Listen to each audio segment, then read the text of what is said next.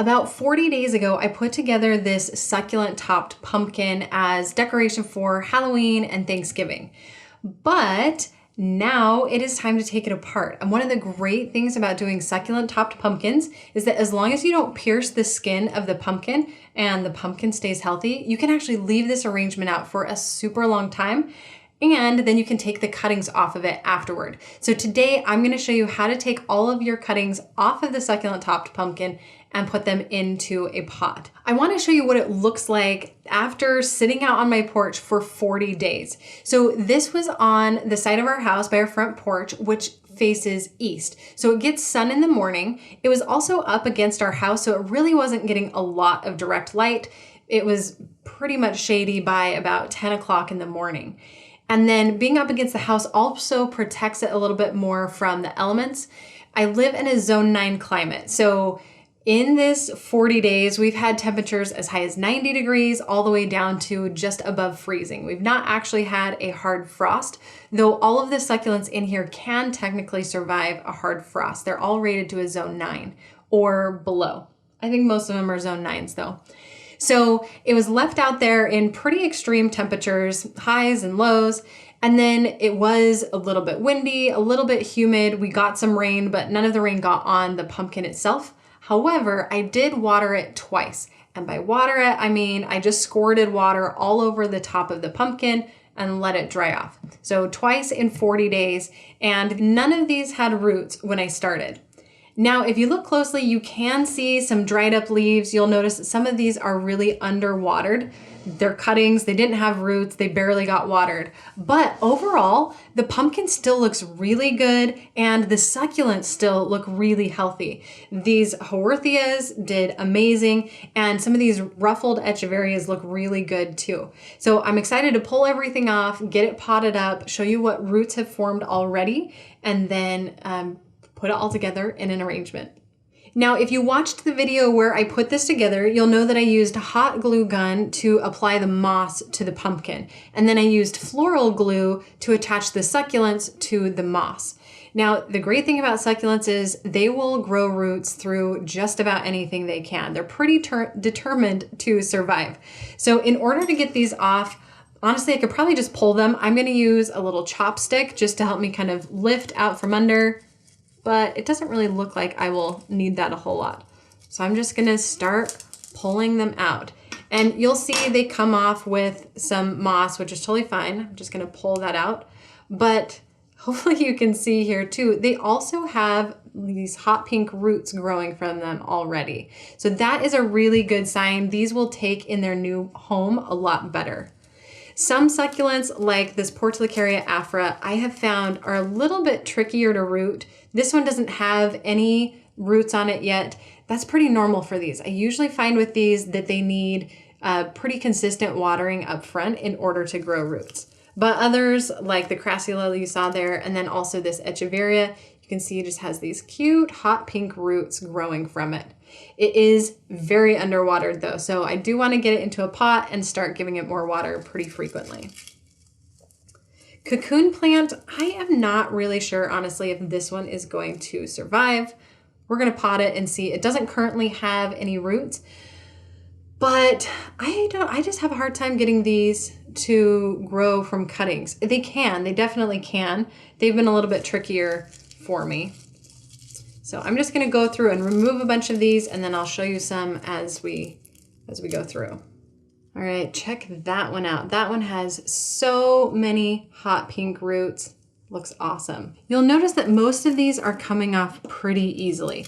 My goal with this when I put it together was not to have it be like super permanent and all tight and tucked in there, just enough to keep those succulents on the pumpkin. And that works out really well for removing them, because then it's not as much work to remove them. There's really not a lot of stress put on the succulents. Oh no! Okay, with this one, as I pulled it off, I actually ripped all of the leaves off of it. It totally broke. So basically, I just made a cutting out of a cutting. So that one sadly lost its head. But the cool thing is I can just let this part dry and pot it up as well. Probably pull that leaf off, maybe 2 leaves off, and try and propagate those. But it'll survive. That's the great thing about succulents. They're survivors. So with this one, the floral glue actually just pulled right off. Ooh, this one has a lot of really good roots on it too.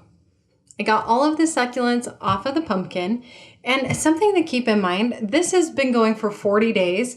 It honestly could probably go a lot longer, especially if I watered the succulents just a little bit more frequently. So as long as this pumpkin is healthy, you could keep it out for decoration. Something you might even try is using a fake pumpkin. And I thought it would be fun if you did a white pumpkin to kind of dress it up for Christmas or just winter later on, and just have it grow all throughout the winter. So if you're not in a zone 9 climate, you would need to bring it inside. Otherwise, these succulents would die during a frost. But it could be a fun way to add some succulents to your holiday decor.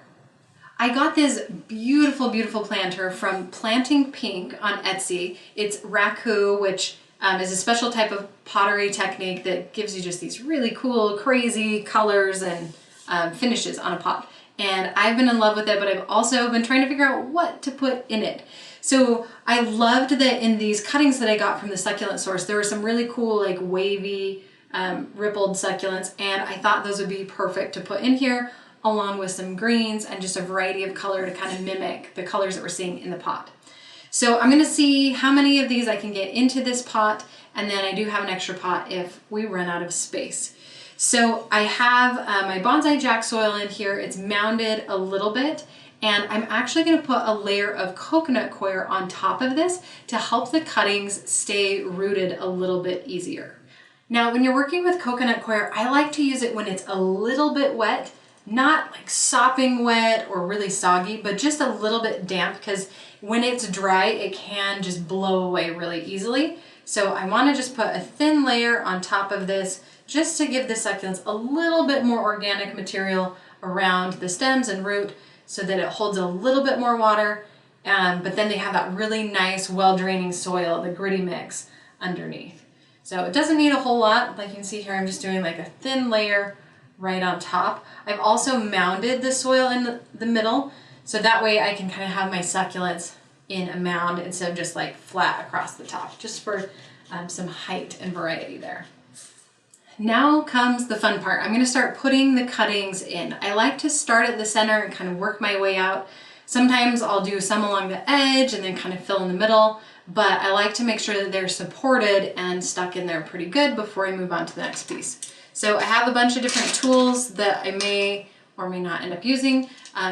This is just a chopstick. You can get it, you can just find a random chopstick. If you buy a soil from Bonsai Jack, he'll actually send you a chopstick with your order. And then these little tools come in my favorite mini garden toolkit. So we'll see how many of those come in handy.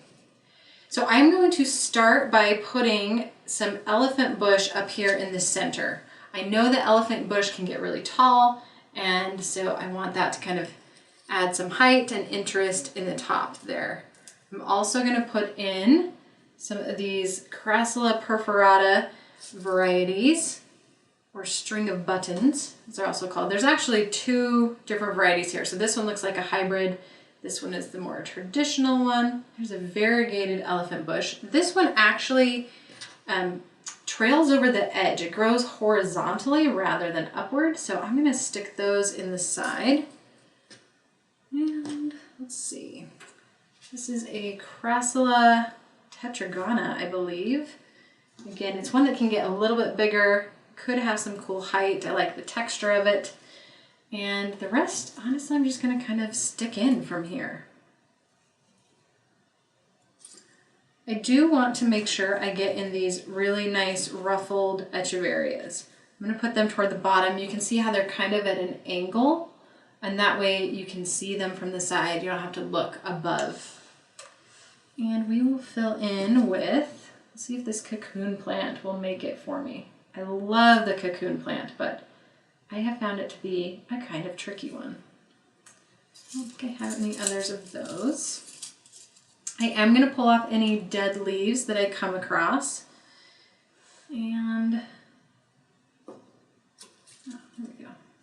Put a little Haworthia in there for a little bit more texture, and then fill in that tiny gap with this Echeveria. I can't remember if it's Azulita or Minima. I get those two mixed up. It looks like one of those. Okay, and then we're gonna kind of turn around, add some wavy jade in here. I really like using wavy jade to fill in gaps in arrangements, because Echeverias are such like a perfect rosette that a lot of times they don't look good next to other succulents. There's just nothing in between the gaps. So wavy jade is a really good one to kind of fill in there. We might be able to get all these in. I like having a really tightly packed arrangement because it stays really nice and compact, especially when you're working with cuttings. The cuttings will actually shrink a little bit because they use up some of the stored water in their leaves in order to stay alive. And then they can grow from there, but when they're in such tight spaces, they tend to not grow as quickly. And cuttings just don't grow as quickly also as rooted succulents. So this one is interesting. So this one has glue on the bottom, and I was going to pull it off, but I don't know if you'll be able to see this. There's actually roots growing right through the glue. So I'm going to just go ahead and leave it on because I'd rather it have a few roots than not. So that will work out. And then I want to get in a couple of these other Echeverias. If you want another great YouTube channel to follow, definitely go check out Laura Eubanks' Design for Serenity. The succulent-topped pumpkin, totally her idea. She's the one that for sure made it popular, and she is known for working with cuttings and these beautiful tapestries in the ground. If you happen to live in Southern California and you want someone to come design a landscape for your front yard, definitely reach out to Laura. She is amazing. So kudos to her for coming up with this and for the inspiration for sure. So that pumpkin was pretty big on top. So I've really squished these down into a small space. So it'll be interesting to see how well they grow. Okay, this is that broken one. I'm gonna set it aside because it's all wet. I don't want to work with cuttings when they're not scabbed over. I know that in my case, it doesn't usually go over very well. Sometimes you can get away with it, but I know for me, it does not end with good, happy succulents. So I'm not going to do that. But then check that out. Just have two little babies left to go in. And voila. So there we have our finished, very tightly packed arrangement from all those cuttings we used on this succulent-topped pumpkin. If you didn't already, be sure to watch the tutorial on how to make the succulent-topped pumpkin. And then when you give it a try, just be sure to keep those succulents and plant them up so that you can enjoy them for the rest of the year. Thank you so much for watching. If you liked this video, be sure to give it a thumbs up, hit subscribe, and share it with all of your succulent loving friends. And I will see you next time.